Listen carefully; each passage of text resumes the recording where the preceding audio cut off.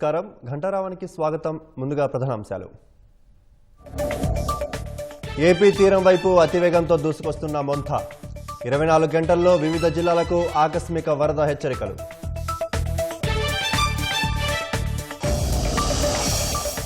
తుఫాను ప్రభావంతో తీర ప్రాంత జిల్లాల్లో భారీ వర్షాలు. సముద్రం అల్లకల్లోలం. సహాయ చర్యలకు ఎన్డీఆర్ఎఫ్ మోహరింపు. మొంతా ముప్పుతో అప్రమత్తమైన దక్షిణ మధ్య రైల్వే.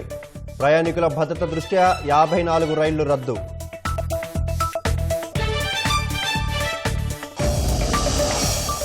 తుఫాను సన్నద్ధతపై కలెక్టర్లు, ఎస్పీలతో సీఎం టెలికాన్ఫరెన్స్. ఒక కుటుంబానికి 3,025 కిలోల బియ్యం ఇవ్వాలని ఆదేశం.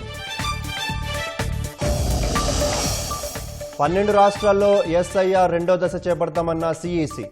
9 రాష్ట్రాలు, 3 కేంద్రపాలిత ప్రాంతాల్లో నవంబర్ 4న ప్రారంభం.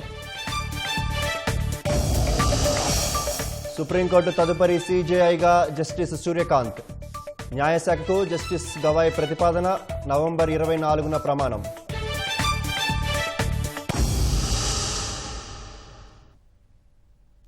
రాష్ట్రంలో మొంతా తుఫాను గండం తరుముకొస్తోంది.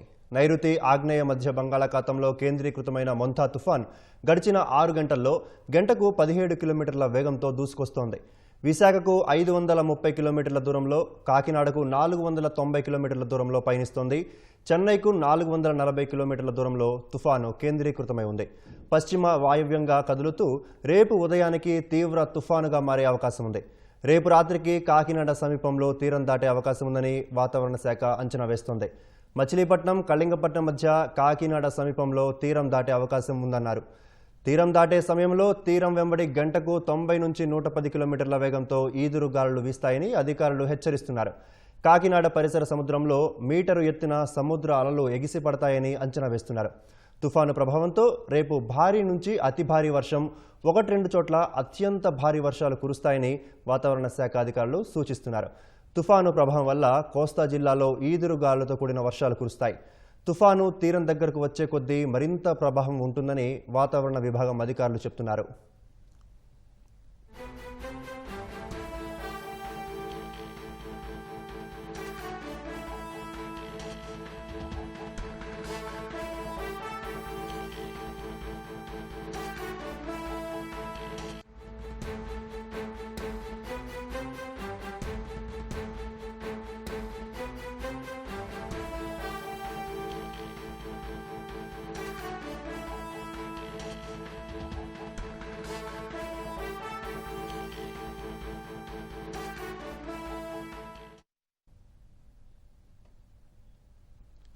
నైరుతి ఆగ్నేయ బంగాళాఖాతం మధ్య మొంతా తుఫాను కేంద్రీకృతమైంది. తీరం దాటే సమయంలో గంటకు 90 నుంచి 110 కిలోమీటర్ల వేగంతో ఈదురుగాలులు వీచే అవకాశం ఉంది. సముద్రంలో మీటరు ఎత్తున అలలు ఎగిసిపడతాయని చెప్తున్న తుఫాను హెచ్చరిక కేంద్రం డిప్యూటీ డైరెక్టర్ జగన్నాథ్ కుమార్తో మా ప్రతినిధి ఆదిత్య పవన్ ముఖాముఖి ఇప్పుడు చూద్దాం. నైరుతి బంగాళాఖాతంలో మొంతా తుఫాను కొనసాగుతుంది. ఇది ఉత్తర వాయు దిశగా కదిలి పశ్చిమ మధ్య బంగాళాఖాతంలో తీవ్ర తుఫానుగా అయ్యే అవకాశం ఉంది. ఈ ప్రభావంతో 28వ తేదీ అంటే రేపు మొత్తం కోస్తాంధ్రంతా కూడా చాలా ప్రాంతాలని రెడ్ అలర్ట్ జారీ చేసింది. మరోవైపు ఈరోజు తీరం వెంబడి గంటకు 50 కిలోమీటర్ వేగంతో బలమైన ఈదురుగాలులు వీస్తుంటే రేపు ఈ ప్రభావం మరింత పెరిగే అవకాశం ఉందని విశాఖపట్నం వాతావరణ కేంద్రం అధికారి జగన్నాథ్ కుమార్ చెప్తున్నారు. ప్రస్తుతం మనతో జగన్నాథ్ కుమార్ ఉన్నారు, వారితో మాట్లాడదాం. ఎలా ఉంది ప్రస్తుతం తుఫాన్, ఎక్కడుంది, ఇది ఎక్కడ తీరం దాటే అవకాశం ఉంది? ఇప్పుడు నిన్న సాయంత్రం మోంతా తీవ్ర వాయుగుండం, నిన్న రాత్రికి మోంతా సైక్లోన్ లేదా తుఫాన్గా పరిణామం చెందింది. ఇది ప్రస్తుతం నైరుతి బంగాళాఖాతం, దానికి ఆనుకుని ఉన్న పశ్చిమ మధ్య బంగాళాఖాతం మరియు ఆగ్నేయ బంగాళాఖాత పరిసర ప్రాంతాల్లో మొంతా తుఫానుగా కొనసాగుతుంది. రాబోయే 24 గంటల్లో అది అనగా రేపటికి తీవ్ర తుఫానుగా మారే అవకాశం ఉంది. అది పశ్చిమ మధ్య బంగాళాఖాతానికి వచ్చే అవకాశం ఉంది. తదుపరి ఉత్తర వాయువ్య దిశలోనే పయనించి ఆంధ్ర కోస్తా తీరంలో కళింగపట్నానికి, మచిలీపట్నంకి మధ్యలో ఉన్న కాకినాడ పరిసర ప్రాంతాల్లో తీవ్ర తుఫానుగానే తీరాన్ని తాకే అవకాశం ఉంది. తీరాన్ని తాకే సమయంలో బలమైన గాలులు 90 నుంచి 100 కిలోమీటర్లు, గరిష్టంగా 110 కిలోమీటర్ల వరకు ఉండే అవకాశం ఉంది. దీని ప్రభావం వల్ల రాష్ట్రంలో ఈ 3 రోజులు కూడా కోస్తా జిల్లాలపై అత్యధిక ప్రాంతాలలో తేలికపాటి నుంచి మోస్తరు వర్షాలు ఉండే అవకాశం ఉంది. 3 రోజులు కూడా కొన్ని 1-2 ప్రాంతాల్లో అత్యంత భారీ వర్షాలు, కొన్ని ప్రాంతాల్లో భారీ నుంచి అతి భారీ వర్షాలు ఉండే అవకాశం ఉంది. అతి ముఖ్యంగా ఇక్కడ చూపించిన విధంగా విజయనగరం నుంచి పొట్టి శ్రీరాములు వరకు ఉన్న తూర్పు కోస్తా తీరంలో మీకు కొన్ని ప్రాంతాల్లో తేలికపాటి నుంచి మోస్తరు వర్షాలు, కొన్ని ప్రాంతాల్లో భారీ నుంచి అతి భారీ వర్షాలతో పాటు 1-2 చోట్ల అత్యంత భారీ వర్షాలు ఉండే అవకాశం ఉన్నందువల్ల ఈ జిల్లాలకు రెడ్ వార్నింగ్ ఇచ్చాము. శ్రీకాకుళం, పార్వతీపురం మన్యం, అల్లూరి సీతారామరాజు, తూర్పుగోదావరి, ఏలూరు, ఎన్టీఆర్, పల్నాడు, తిరుపతితో పాటుగా చిత్తూరు, అన్నమయ్య, కడప, నంద్యాలలో 1-2 చోట్ల భారీ నుంచి అతి భారీ వర్షానికి అవకాశం ఉంది. పశ్చిమ రాయలసీమలో భారీ వర్షానికి ఆస్కారం ఉన్నది. ఇక రెండవ రోజు శ్రీకాకుళం నుంచి ప్రకాశం వరకు ఉన్న అన్ని జిల్లాలలో అత్యంత భారీ వర్షపాతం 1-2 చోట్ల, భారీ నుంచి భారీ కొన్ని ప్రాంతాలలో ఉండే అవకాశం ఉంది. పొట్టి శ్రీరాములు, నెల్లూరు, తిరుపతి, అన్నమయ్య, కడప, నంద్యాలలో భారీ నుంచి అతి భారీ, పశ్చిమ రాయలసీమతో పాటుగా చిత్తూరులో 1-2 చోట్ల భారీ వర్షపాతం పడే అవకాశం రెండవ రోజునున్నది. మూడవ రోజున కొన్ని ప్రాంతాలు ముఖ్యంగా ఉత్తర కొనను అంటే శ్రీకాకుళం, పార్వతీపురం మన్యం, విజయనగరం జిల్లాల్లో అత్యంత భారీ, మరియు పశ్చిమ గోదావరి, ఏలూరు, కృష్ణా, ఎన్టీఆర్, గుంటూరులో కూడా అత్యంత భారీ వర్షపాతాలు ఉండే అవకాశం ఉంది. ఇక మధ్య జిల్లాలు విశాఖపట్నం, అనకాపల్లి, కాకినాడ, కోనసీమ, తూర్పుగోదావరి, అల్లూరి సీతారామరాజు, బాపట్ల, పల్నాడు, ప్రకాశంలో 1-2 చోట్ల భారీ నుంచి అతి భారీ మూడవ రోజున ఉంది. పొట్టి శ్రీరాములు, నెల్లూరుతో పాటుగా కడప, నంద్యాల, కర్నూలులో 1-2 చోట్ల భారీ వర్షానికి ఆస్కారం ఉన్నందువల్ల అవి ఎల్లో వార్నింగ్ ఇచ్చాము. 30వ తేదీన ఈ కొనలో ఉన్న 3 జిల్లాలకు మాత్రమే ఎల్లో వార్నింగు ఇచ్చాము. ఇక కోస్తా తీరం వెంబడి తీరం ఆవుల గాలుల యొక్క ప్రభావం ఎక్కువగా ఉండే అవకాశం ఉంది. ఈరోజు 45 నుంచి 55, గరిష్టంగా 65 కిలోమీటర్ల వేగంతోనూ, రేపు ఉదయానికి 60 నుంచి 70, గరిష్టంగా 80 కిలోమీటర్లు, సాయంత్రానికి వచ్చేసరికి రేపు 90 నుంచి 100, గరిష్టంగా 110 కిలోమీటర్ల వేగంతోనూ ఈదురుగాలు వీచే అవకాశం ఉంది. కాబట్టి ఈ 3 రోజులు కూడా అటువంటి పరిస్థితి ఉన్నందువల్ల మత్స్యకారులు వేటకు వెళ్ళవద్దని హెచ్చరికలు జారీ చేయడం జరిగింది. ఇది కాకినాడ తీరాన్ని తాకే సమయంలో ఫ్లాష్ ఫ్లడ్ యొక్క warning approximately 1 metre from the astronomical tide ఉండే అవకాశం ఉంది. ఇది ఆస్ట్రనామికల్ టైడ్ మీద ఎక్కువగా ఉప్పెన 1 మీటర్ వరకు ఉంటుందని సూచించే ఇక రాష్ట్రంలో ఉన్న కొన్ని ప్రాంతాలలో మేము ఈ నౌకాస్టింగ్ వార్నింగ్ ద్వారా కూడా నిరంతరం జరిగే మార్పుల్ని తెలియజేయడం జరుగుతుంది. ఇది ముఖ్యంగా రేపు తీవ్ర తుఫాను అయ్యే అవకాశం ఉంది. కలిగిపట్నం, మచిలీపట్నం మధ్య కాకినాడ సమీపంలో తీరం దాటే అవకాశం ఉందని విశాఖ వాతావరణ కేంద్రం అధికారి జగన్నాథ్ కుమార్ చెప్తున్నారు. అయితే తీరం దాటే సమయంలో 1 మీటర్ ఎత్తు ఎగసిపడే అవకాశం ఉంది సముద్రాలు. కాబట్టి ఆ ప్రాంతంలో 20 సెంటీమీటర్లు మించిన వర్షపాతం పడే అవకాశం ఉందని స్పష్టం చేస్తున్నారు. కెమెరా పర్సన్ ఏ శ్రీనివాస్తో ఆదిత్య పవన్, విశాఖపట్నం. తుఫాను ప్రభావంతో విశాఖలో జోరు వానలు కురుస్తున్నాయి. మరింత సమాచారం మా ప్రతినిధి కూర్మరాజును అడిగి తెలుసుకుందాం. కూర్మరాజు, విశాఖలో ప్రస్తుతం వర్షాల పరిస్థితి ఎలా ఉంది? చంద్రు, వర్షం అయితే చాలా జోరుగా కురుస్తోంది.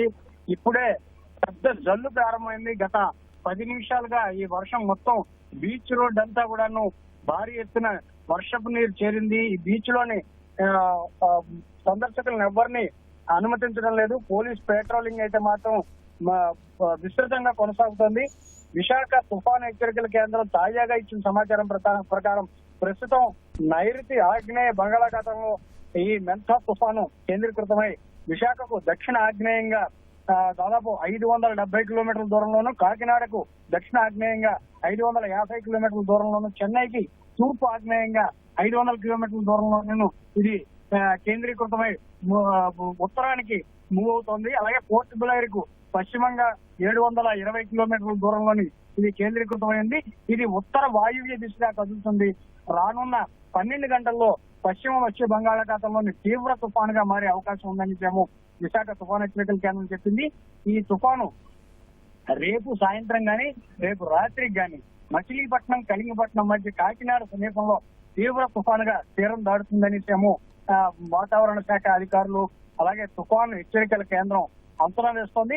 తీరం దాటే సమయంలో గంటకి 900 నుంచి 110 కిలోమీటర్ల వేగంతో ఈదురుగాలులు కొనసాగే అవకాశం ఉంది. అయితే ఈ తాజాగా విడుదల చేసిన ప్రకటనలోని వాతావరణ కేంద్రం చాలా స్పష్టంగా చెప్పింది, అత్యధిక ప్రాంతాల్లోని తీవ్రమైన వర్షాలు కురుస్తాయి. సాధారణ వర్షం కంటే కూడాను చాలా పెద్ద ఎత్తున వర్షం కురిసే అవకాశం ఉంది. దీనివల్ల ఫ్లాష్ ఫ్లడ్స్ వచ్చే అవకాశం ఉందని కూడానేమో తుఫాన్ హెచ్చరికల కేంద్రం అంచనా వేస్తుంది. విజయనగరం, విశాఖ, కాకినాడ, కృష్ణా, బాపట్ల, నెల్లూరు జిల్లాలో కొన్ని చోట్ల భారీ నుంచి అతి భారీ వర్షాలు పడతాయని చెప్పింది. అలాగే శ్రీకాకుళం, అల్లూరి, ఎన్టీఆర్ జిల్లా, తిరుపతి, నంద్యాలలోని భారీ వర్ష సూచనలు చెప్పడం జరిగింది.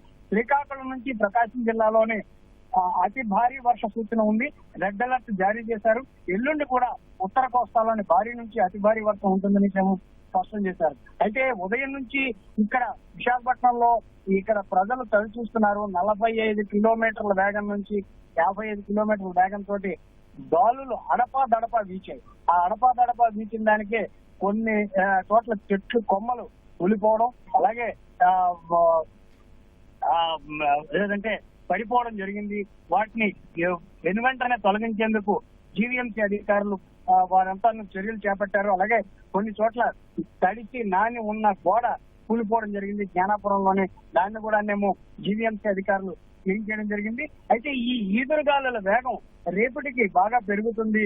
80 నుంచి 90 కిలోమీటర్ల వేగంతో ఈదురుగాలు ఉంటాయని వాతావరణ శాఖ అధికారులు అంచనా వేస్తున్నారు. అయితే ఇప్పుడు మనం చూసుకుంటే విశాఖ నగరంలోని పెద్దగా వర్షం కురుస్తుంది. బీచ్ రోడ్ లోనేమో చూస్తే పెద్ద ఎత్తున నీరు నిలిచిపోయే పరిస్థితి ఉంది. అలాగే జ్ఞానాపురం పరిసర ప్రాంతాల్లోని వీటన్నిటిలో కూడాను లోతట్టు ప్రాంతాలన్నీ జలమయం అయ్యే పరిస్థితులు ఇప్పుడు కనిపిస్తున్నాయి. మరోవైపు కొండవాళ్ళ ప్రాంతాలు విశాఖపట్నానికి ఏంటంటే ఒకవైపు సాగర తీరం, మరోవైపు కొండలు. ఈ కొండవాగు ప్రాంతాల్లో నివసించే వారితోటి వారి పరిస్థితి చాలా అతి జాగ్రత్తగా అధికార యంత్రాంగం పరిశీలించాల్సిన స్థితిగతులు నెలకొని ఉన్నాయి. ఎందుకంటే ఈ వర్షంతో కొండ చర్యలు జారిపడే అవకాశం ఉంటుంది. అవి జారిపడడం వల్ల ఇళ్ల మీద పడి ఆ ఇళ్ల నుంచి కిందకి జారి పెడితే చాలా ప్రమాదాలు జరుగుతాయి. అందుకనే కొండ పైన వాగు ప్రాంతంలో ఉండేవాళ్ళు చాలా అప్రమత్తంగా ఉండాలి. ఈ రాత్రి అలాగే రేపు రాత్రి కూడాను ఈ వర్షాల వల్ల అత్యంత జాగరూకతతో ఉండాలని జీవీఎంసీ అధికారులు చెప్పడం జరిగింది. విశాఖ కలెక్టరేట్ లోను, అలాగే విశాఖ మహానగరపాలక సంస్థ కార్యాలయంలోను, అల్లూరి, అనకాపల్లి జిల్లా కలెక్టరేట్లు, వాటి ఈపీడీసీఎల్ కార్యాలయాల్లో కూడాను, ఈపీడీసీఎల్ కేంద్ర కార్యాలయం విశాఖపట్నంలో ఉంది. అక్కడ కూడాను ప్రత్యేకమైన కంట్రోల్ రూమ్ 24 గంటలు పనిచేసే కంట్రోల్ రూమ్ ఏర్పాటు చేశారు. సాగర తీరం అంతా కూడాను ప్రత్యేకించి ఈ పెట్రోలింగ్ బృందాలు విస్తృతంగానే పర్యటిస్తున్నాయి. ఇంత వర్షంలోనూ కూడాను ఈ సాగర అలలు ఎలా ఉన్నాయి, ఈ తీరంలోని సాగర అలలు ఏ రకంగా ఉధృతిగా ఉన్నాయని చూడడానికి వచ్చేవారు వారి కారుల్లో గానీ లేకపోతే ఆటోల్లో గానీ వచ్చేవాళ్ళు చూసి వెళ్ళడానికి వరకు అనుమతిస్తున్నారు. అయితే కిందకి దిగడానికి మాత్రం బీచ్ లోకి దిగడానికి ఎవరిని పోలీసులు అనుమతించట్లేదు. ఈ సాగర తీరం అంతా భీమిలి వరకు కూడాను పూర్తి స్థాయిలో పహారా కొనసాగుతోంది. మెరైన్ పోలీసు అలాగే స్థానిక పోలీసులు ఆయా పోలీస్ స్టేషన్ పరిధిలోని పోలీసులకు స్పష్టమైన ఆదేశాలు ఇవ్వడం జరిగింది. అందరూ కూడా ఎవరు కూడా బీచ్ లోకి దిగనివ్వకుండానేమో పూర్తి స్థాయిలో పటిష్టంగానేమో వారిని అందరినీ గమనించడం జరుగుతోంది. మరోవైపు రాష్ట్ర ముఖ్యమంత్రి ప్రత్యేకంగా రాష్ట్రంలో ప్రాణ నష్టం ఉండకూడదు, ఈ తుఫాను వల్ల ముందస్తుగాను మొత్తం అంతా ప్రిపేర్డ్ గా ఉండాలి, ఎక్కడ ప్రాణ నష్టం జరగకూడదు, ఆస్తి నష్టాన్ని చాలా కనిష్ట స్థాయిలో ఆస్తి నష్టం ఉండేటట్టుగాను గరిష్టంగా ఆస్తి నష్టం తగ్గించే విధంగా అధికారులు చర్యలు ఉండాలని ముఖ్యమంత్రి రివ్యూలో చెప్పడం జరిగింది. గత 24 గంటల ముందు నుంచే రాష్ట్ర ప్రభుత్వాన్ని పూర్తి స్థాయిలో అప్రమత్తం చేయడం జరిగింది. ప్రత్యేక అధికారులు ప్రతి జిల్లాకి ఒక సీనియర్ ఐఏఎస్ అధికారిని ప్రత్యేక అధికారులుగానేమో, అంటే విశాఖపట్నానికి వచ్చేసరికి అజయ్ జైన్, అలాగే అల్లూరు జిల్లా, అనకాపల్లి జిల్లాకి సంబంధించి వినయ్ చంద్ని ప్రత్యేక అధికారులుగా రాష్ట్ర ప్రభుత్వం నియమించింది. ఆ ప్రకారంగా వాళ్ళు నిన్న రాత్రికే ఆయా ప్రాంతాలకు చేరుకొని వారు ఈ ఉదయం మొత్తం అందరితో సమీక్షించడం జరిగింది. అలాగే జిల్లా కలెక్టర్ల నుంచి తీసుకున్న సమాచారం, అలాగే జిల్లా కలెక్టర్లకి ఈ తుఫాను వల్ల జరిగే నష్టాన్ని నివారించేందుకు లేదా తగ్గించేందుకు తీసుకోవాల్సిన చర్యలు, అప్రమత్తంగా ఉండాల్సిన మ్యాన్ పవర్, వీటన్నిటి మీద మొత్తం సమీక్షించారు. సమీక్షించి వారందరినీ కూడా అప్రమత్తం చేయడం జరిగింది. ఎందుకంటే మండల స్థాయిలో అలాగే జిల్లా స్థాయిలో మొత్తం అందరినీ రెవెన్యూ యంత్రాంగం పూర్తి స్థాయిలోనేమో సన్నద్ధంగా ఉండేటట్టుగానేమో చేశారు. ఇప్పటికే వర్షాలు పెద్ద ఎత్తున పడుతున్న తరుణంలో గ్రామీణ ప్రాంతాల్లో ఎక్కడ గ్రామీణ ప్రాంతం కానీ పట్టణ ప్రాంతం కానీ ఎక్కడ విద్యుత్ అంతరాయం లేకుండా చూడాలని చూడనేమో సంబంధిత అధికారులు మొత్తం సిబ్బందిని అంతటి అప్రమత్తం చేయడం జరిగింది. ధన్యవాదాలు కూరమరాజు.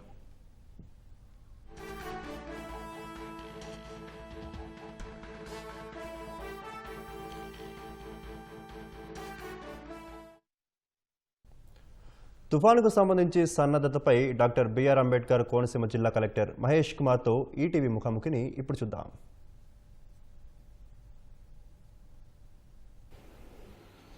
ఓకేనా. బంగాళాఖాతంలో ఏర్పడినటువంటి వాయుగుండం తీవ్ర రూపం దాల్చింది. దీనికి మోంతాగా నామకరణం చేసినారు. కోనసీమ జిల్లా పైన దీని ప్రభావం ఎక్కువగా ఉందంటున్నారు.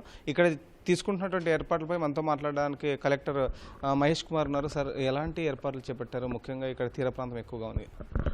మనకి 27, 28, 29 అండి మనకు వచ్చిన ఐఎండీ నుంచి ప్రెడిక్షన్స్ ప్రకారం టుడే మార్నింగ్ 8 AM నుంచి స్లైట్గా డ్రిజ్లింగ్ స్టార్ట్ అయింది. బట్ గస్టీ విండ్స్ అనేవి లేవు మన దగ్గర ఇప్పుడు as of now. So morning నుంచి ఈవినింగ్ వరకు రఫ్లీ అరౌండ్ 43 mm వరకు మనకి రికార్డ్ అయిన రెయిన్ఫాల్. రఫ్లీ ఒక 3 మండల్స్లో కొంచెం ఎక్కువ రెయిన్ఫాల్ రికార్డ్ అయింది. కాట్రేనికోన, ఉప్పల్గుప్తం అండ్ ఐపోలవరం మండల్స్లో. So apart from this coastal ఏరియాలో మనకి ఒక 9 మండలాలు ఉన్నాయి జిల్లాలో. మొత్తం ఒక 90 kilometers కోస్ట్ లైన్ ఉంది మనకి. సో అందులో రఫ్లీ అరౌండ్ 63 villages, అవన్నీ కూడా ఒక 15 kilometers radius from the sea coast line. So అందులో ఉన్న ఎన్ని థ్యాచ్ హౌస్ ఉన్నాయో మనం ఆల్మోస్ట్ ఆల్ క్యాలిక్యులేట్ చేసాం. సో మనకి టోటల్ జిల్లాలో థ్యాచ్డ్ హౌసెస్ రఫ్లీ అరౌండ్ 13,000. అందులో మనకి స్పెసిఫిక్గా ఇక్కడ ఉన్న ఏరియాలో ఈ 10 మండలాల్లో ఉన్న థ్యాచ్డ్ హౌసెస్ 6,000+ ఉన్నాయి. సో ఈ 6,000లో ఉన్న థ్యాచ్డ్ హౌస్లో ఉన్న ఇండివిజువల్స్ని రఫ్లీ ఇట్ కమ్స్ టు అరౌండ్ 12,000 ఉన్నారు. సో వాళ్ళందరినీ కూడా నియర్ బై రిలీఫ్ సెంటర్స్లో మొబిలైజేషన్ స్టార్ట్ అయింది. ఆల్మోస్ట్ అరౌండ్ 1,200 మెంబర్స్ని ఆల్రెడీ రిలీఫ్ సెంటర్స్కి పంపించాం. సో రిలీఫ్ సెంటర్స్ రఫ్లీ అరౌండ్ టోటల్ జిల్లాలో 529 రిలీఫ్ సెంటర్స్ ఐడెంటిఫై చేయడం జరిగింది. బట్ అందులో ప్రస్తుతానికి ఓన్లీ 120 వరకు ఆపరేషన్లో ఉన్నాయి. సో అందులో కూడా రిలీఫ్ సెంటర్స్లో కూడా మనకి సైక్లోన్ షెల్టర్స్ కన్స్ట్రక్ట్ చేసినవి ఆల్మోస్ట్ ఒక 45 వరకు ప్రాపర్ షేప్లో ఉన్నాయి. వాటిని మనం యూజ్ చేసుకుంటున్నాము, కొంచెం హైజీన్ క్లీన్ చేసుకొని. మిగతావన్నీ కూడా మనకి ఆ కన్సర్న్ విలేజెస్లో ఉన్న ప్రైమరీ స్కూల్స్ కావచ్చు, సెకండరీ స్కూల్స్ కావచ్చు, వాటి యొక్క బిల్డింగ్స్ వాడుకుంటున్నాం. సో ఈచ్ రిలీఫ్ సెంటర్ దగ్గర మనము పంచాయత్ స్టాఫ్ని, సెక్రటరీ స్టాఫ్ని, sanitisation, at the same time mid day మీల్స్లో ఉన్న కుక్ చేసే వాళ్ళని కూడా ఏర్పాటు చేసుకొని ప్యాక్డ్ ఫుడ్ ఎక్కడ ఇవ్వకుండా అక్కడే కుక్ చేసి ఇచ్చేలాగా షెడ్యూల్ చేస్తున్నాం. సో అయితే ఎక్కువగా ఇప్పుడు పంట చేతికొచ్చేటువంటి సమయము, ముఖ్యంగా ఇక్కడ కొబ్బరి తోటలు ఎక్కువగా ఉంటాయి. సో రైతులకు ఎలాంటి అవగాహన కల్పిస్తున్నారు? రైట్ నౌ అండి రైతులకి మై మెయిన్ రిక్వెస్ట్ అండి, first please don't come out for the next 2 days. So next 2 days రేపు అండ్ ఎల్లుండి డెఫినెట్గా మనకి కొంచెం లైట్నింగ్తో కూడిన రెయిన్ఫాల్ అలాంగ్ విత్ విండ్స్ ఉంటుంది. సో అది ఎక్కడైనా లైటింగ్ రావచ్చు సడన్గా. అట్ ద సేమ్ టైం మనకి విండ్స్ వల్ల ఈ కోకోనట్ ట్రీస్, ఎలక్ట్రిక్ పోల్స్ కొన్ని అప్రూట్ అయ్యే ఛాన్సెస్ ఉంటాయి. దానివల్ల కొంచెం క్యాజువాలిటీస్ ఉండే ఛాన్స్ ఉంది. సో నా రిక్వెస్ట్ అండి ఆల్ ఫార్మర్స్కి అండ్ నార్మల్ పబ్లిక్ ఇన్ జనరల్కి, దయచేసి రేపు అండ్ ఎల్లుండి అన్లెస్ అండ్ అంటిల్ దాని ఎమర్జెన్సీ ఉంటే తప్ప బయటికి రాకండి. మీరు చెప్పినట్టుగా ఇప్పుడు హార్వెస్టింగ్ సీజన్ స్టార్ట్ అయింది. బేసికలీ మనకి November 1st నుంచి మనకి ఇక్కడ హార్వెస్టింగ్ స్టార్ట్ అవుతుంది, ఖరీఫ్ హార్వెస్టింగ్కి. సో ఇప్పుడు మనకి still we have around 1 week left. So ఇప్పుడు మనం ఇంకా హార్వెస్టింగ్ ఎక్కడ కూడా స్టార్ట్ చేయలేదు జిల్లాలో.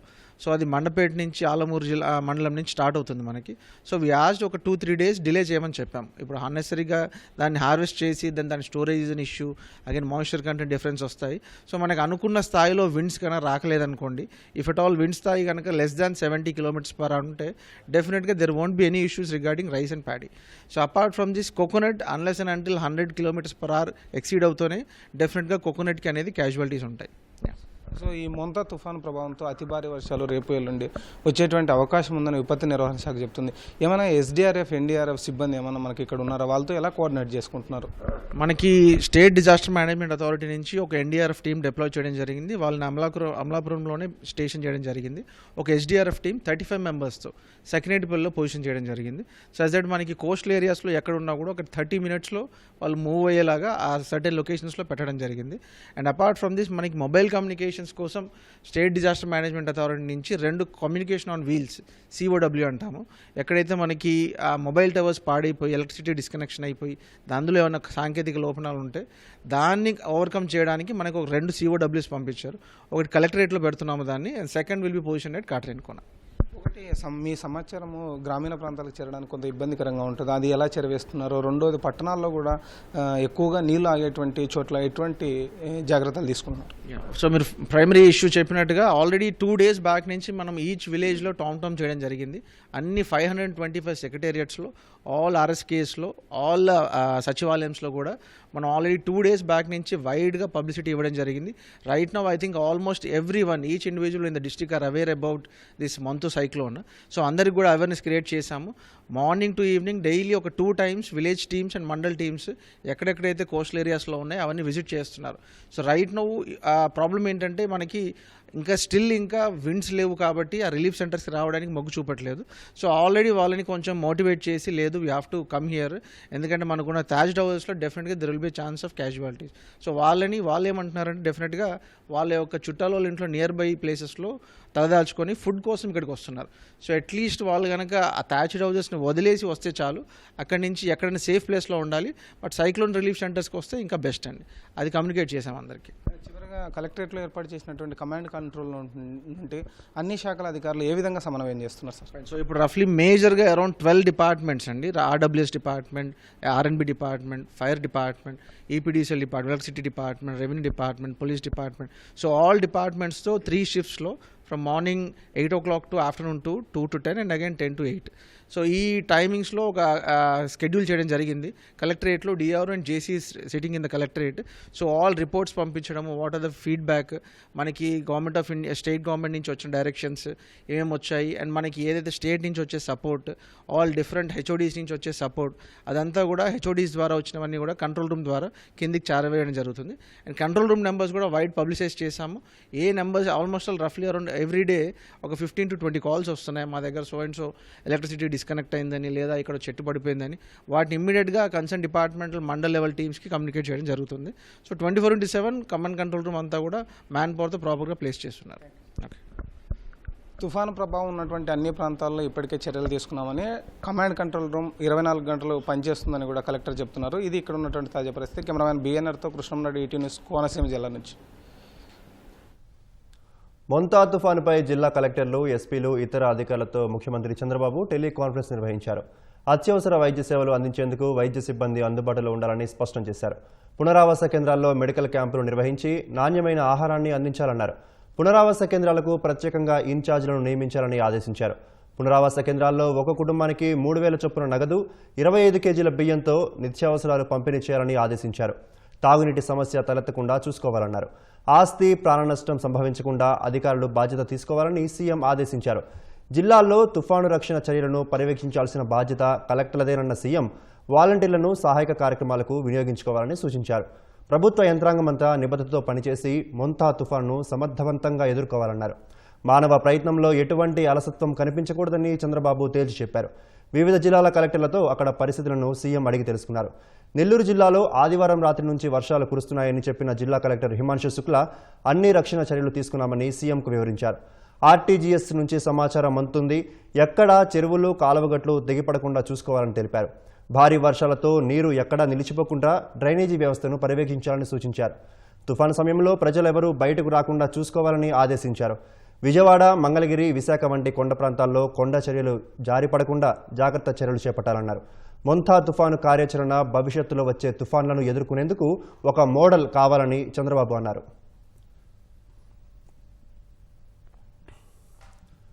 మొంతా తుఫాన్ కాకినాడ తీరం దాటనున్న క్రమంలో జిల్లాలో చేపట్టాల్సిన చర్యలపై ఉప ముఖ్యమంత్రి పవన్ కళ్యాణ్ అధికారులతో వీడియో కాన్ఫరెన్స్ నిర్వహించారు. జిల్లాలో 12 మండలాలపై ప్రభావం ఉంటుందని, ముందస్తు చర్యలు పకడ్బందీగా ఉండాలని పవన్ సూచించారు.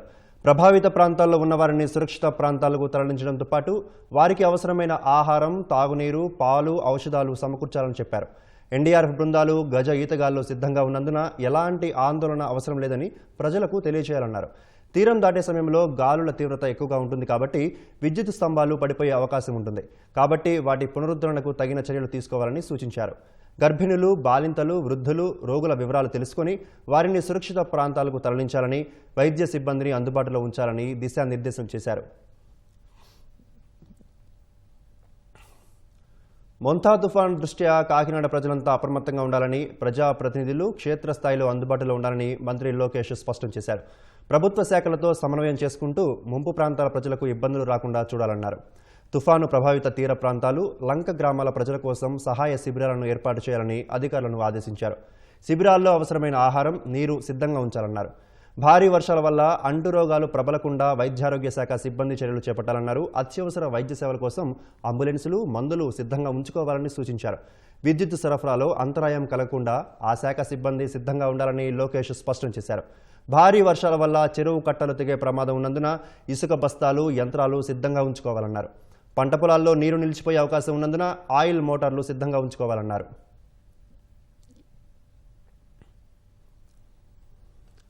మొంతా తుఫాను దృష్ట్యా ప్రభుత్వ యంత్రాంగం అప్రమత్తమైంది. మంత్రులు వరుస సమీక్షలు నిర్వహిస్తున్నారు. వర్షాలు, వరదలకు అవకాశం ఉన్న చోట్ల ముందస్తు చర్యలు చేపట్టామని హోంమంత్రి అనిత, మంత్రి అనగాని సత్యప్రసాద్ తెలిపారు. తుఫాను విపత్తును ఎదుర్కొనేందుకు అన్ని చర్యలు తీసుకున్నామని మంత్రులు అన్నారు. అన్ని జిల్లాల కలెక్టర్లు, ఎస్పీలకు సూచనలు జారీ చేశామని, అన్ని శాఖల అధికారులతో సమన్వయం చేసుకుంటూ ముందుకు వెళ్తున్నామని వెల్లడించారు. మొంతా తుఫాన్ పట్ల ప్రజలందరినీ కూడా రాష్ట్ర ప్రభుత్వం అప్రమత్తం చేయడం జరిగింది. అందరి కలెక్టర్స్కి, అదేవిధంగా ఎస్పీస్కి ఇన్స్ట్రక్షన్స్ కూడా ఇవ్వడం జరిగింది. ఈ టైంకి ఎన్డీఆర్ఎఫ్ టీంలు, ఎస్డీఆర్ఎఫ్ టీమ్స్ కూడా ఓవరాల్గా అన్ని ప్లేసెస్కి కూడా చేరుకోవడం కూడా జరిగింది. ఎన్డీఆర్ఎఫ్ టీమ్స్ ఉన్న 13 టీంలతో పాటు ఇంకొక 3 టీంలు ఎక్స్ట్రా కూడా ఈరోజు రాష్ట్ర ప్రభుత్వానికి ఇక్కడికి రావడం జరిగింది. వీటితో పాటు అన్ని తుఫాన్ షెల్టర్స్ని, అదేవిధంగా ఎక్కడెక్కడైతే చిన్నపిల్లల తల్లులు ఉన్నారో, చంటి పిల్లలు ఉన్నారో వాళ్ళందరినీ కూడా సురక్షిత ప్రాంతాలకు తరలించడం, అదేవిధంగా ఈరోజు సివిల్ సప్లైస్ డిపార్ట్మెంట్ దగ్గర నుంచి మనకి అన్నిటికీ కూడా నిత్యావసర వస్తువులన్నీ కూడా ఆయా ప్లేసులకి తరలించడం అవన్నీ కూడా జరిగినాయి. ఓవరాల్గా కలెక్టర్స్ దగ్గర నుంచి, ఎస్పీస్ దగ్గర నుంచి రాష్ట్ర ప్రభుత్వ యంత్రాంగం అంతా కూడా అటు కలెక్టర్ల దగ్గర నుంచి, ఐఏఎస్ ఆఫీసర్ల దగ్గర నుంచి ఇటు కిందన విఆర్ఓ, విఆర్ఏ స్థాయి వరకు ప్రతి ఒక్కరు కూడా, గ్రామ సచివాలయ సిబ్బంది అందరూ కూడా అలర్ట్గా ఉన్నారు. కాబట్టి ప్రజలు భయాందోళనకు గురి కాకుండా ప్రజలు ప్రభుత్వానికి సహకరించాల్సిందిగా మనస్ఫూర్తిగా నేను కోరుకుంటున్నానండి. మోంతా తుఫాన్ చెన్నై నుంచి 520 కిలోమీటర్ల దూరం నుంచి అతి వేగంగా వస్తూ ఉంది మన వైపు. మచిలీపట్నం నుంచి కళింగపట్నం మధ్యలో తీరం దాటే అవకాశం ఉంది. కాబట్టి ప్రభుత్వ యంత్రాంగం మొత్తం కూడా అప్రమత్తంగా ఉండాలి.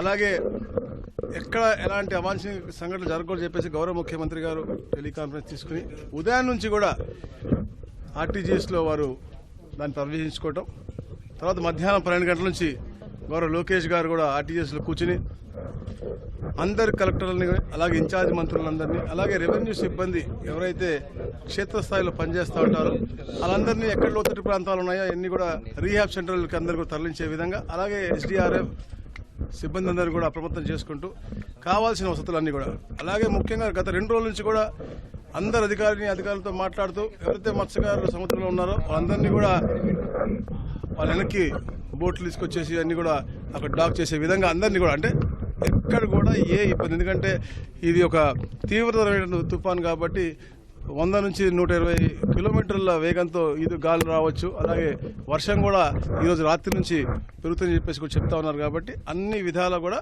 ప్రభుత్వం సంసిద్ధమైంది. ఎక్కడ కూడా ఎలాంటి అవాంఛనీయ సంఘటనలు జరగకుండా చూసుకుంటాం. Thank you.